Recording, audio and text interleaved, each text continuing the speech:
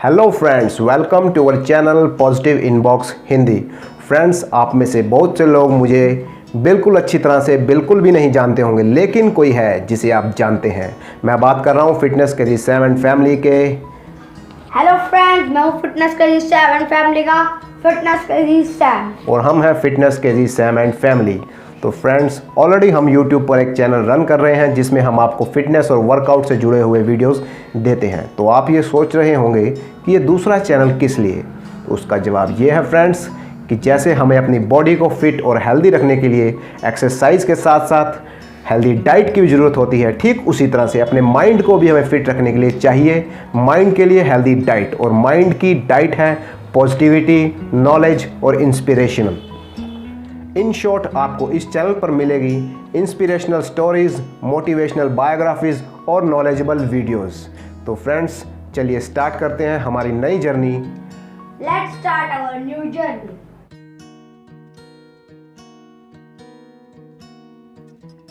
Everybody is a genius, but if you judge a fish by its ability to climb a tree, it will live its whole life believing that it is a stupid. दोस्तों, ये कहना था एक ऐसे महान वैज्ञानिक जिसे अब तक का इस पृथ्वी पर सबसे जीनियस इंसान माना जाता है। जी हाँ, हम बात कर रहे हैं एल्बर्ट आइंस्टाइन की। साइंस की दुनिया की सबसे फेमस इक्वेशन E = mc² देने वाले great scientist Albert Einstein. Einstein ने थ्योरी ऑफ क्वांटम मैकेनिक्स और थ्योरी ऑफ रिलेटिविटी को डेवलप करने में बहुत ही महत्वपूर्ण कंट्रीब्यूशन दिया। ईयर 1921 में आइंस्टाइन को फिजिक्स का नोबेल प्राइज भी दिया गया। मार्च 14, 1879 में जर्मनी के छोटे से शहर में पैदा हुए एल्बर्ट आइंस्टाइन। आइंस्टाइन के पिता हर्मन आइंस्टाइन एक इलेक्ट्रॉनिक इंजीनियर और एक सेल्समैन थे। उनकी मां पॉलिन एक हाउसवाइफ थी। किसी भी नॉर्मल पेरेंट्स की तरह आइंस्टाइन के माँ बाप भी आइंस्टाइन के जन्म पर बहुत ही खुश हुए, लेकिन एक बात जो उन्हें परेशान कर रही थी वो थी आइंस्टाइन के सिर का साइज। दोस्तों, बचपन में आइंस्टाइन के सिर का साइज बहुत ही बड़ा था, जिससे उसके माता पिता अक्सर परेशान रहते थे कि कहीं उनका बेटा मंदबुद्धि तो नहीं है।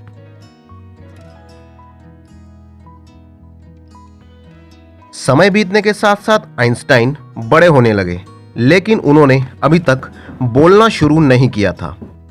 4 साल की उम्र में वो पहली बार तब बोले जब उनकी मां ने एक कप में गर्म सूप उन्हें पीने के लिए दिया।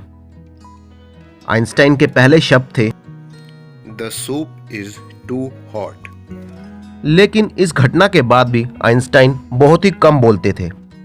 वो अपनी ही दुनिया में खोए रहते थे। उन्हें नेचर से जुड़ी हुई चीज़ें जैसे पेड़, पौधे, नदियाँ, पहाड़, इनके बारे में सोचना अच्छा लगता था। आइंस्टाइन बचपन से ही जिज्ञासु प्रवृत्ति के थे। एक बार 5 साल की उम्र में उनके पिता ने उन्हें एक गिफ्ट दिया। यह गिफ्ट था मैग्नेटिक कंपास।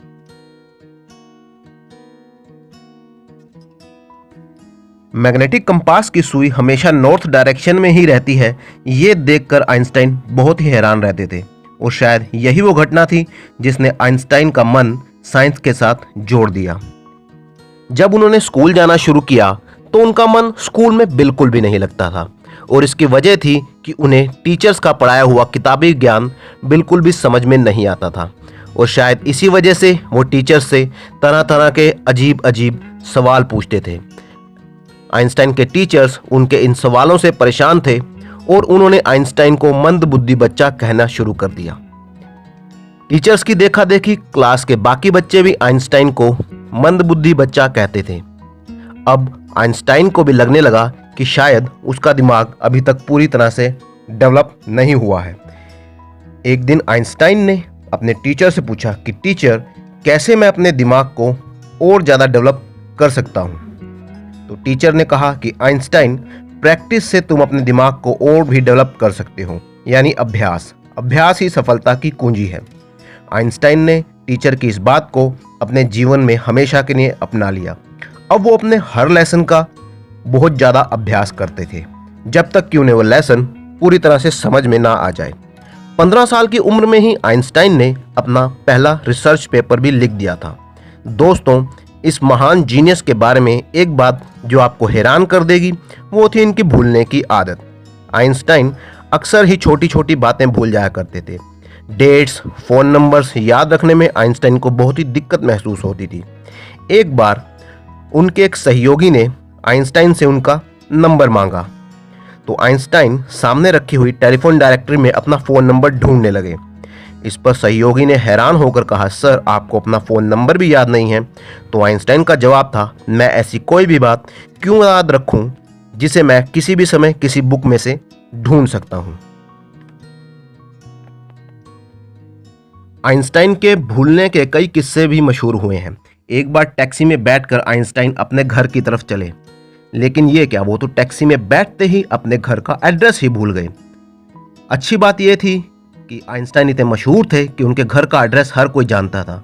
आइंस्टाइन ने टैक्सी ड्राइवर से पूछा, क्या तुम्हें आइंस्टाइन का घर पता है? तो टैक्सी ड्राइवर ने जवाब दिया, सर इस शहर में कौन है जो आइंस्टाइन का घर नहीं जानता? आप कहेंगे तो मैं आपको उनके घर पहुंचा देता हूं। इस तरह से टैक्सी ड्राइवर ने आइंस्टाइन को उनके घर पहुंचा दिया। घर पहुंचकर जब आइंस्टाइन ने टैक्सी ड्राइवर को पैसे देने तो टैक्सी ड्राइवर ने किराया लेने से बिल्कुल मना कर दिया।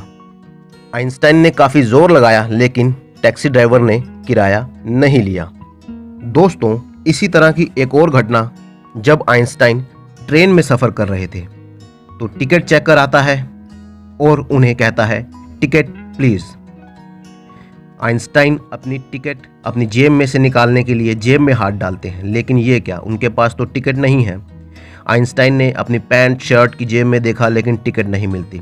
इस पर टिकट चेकर उनसे कहता है कि सर मुझे पूरा विश्वास है आपने टिकट लेने होगा, आप आराम से बैठ जाइए। ये कहकर टिकट चेकर दूसरे यात्रियों का टिकट चेक करने लगता है, लेकिन आइंस्टाइन फिर भी अपना टिकट ढूंढ रहे हैं। वो सीट के नीचे सूटकेस में अपना टिकट ढूंढते हैं। ये देखकर फिर से टिकट चेकर आइंस्टाइन से कहता है, सर आप बिल्कुल निश्चिंत रहिए, मुझे पूरा विश्वास है आपने टिकट लिया ही होगा।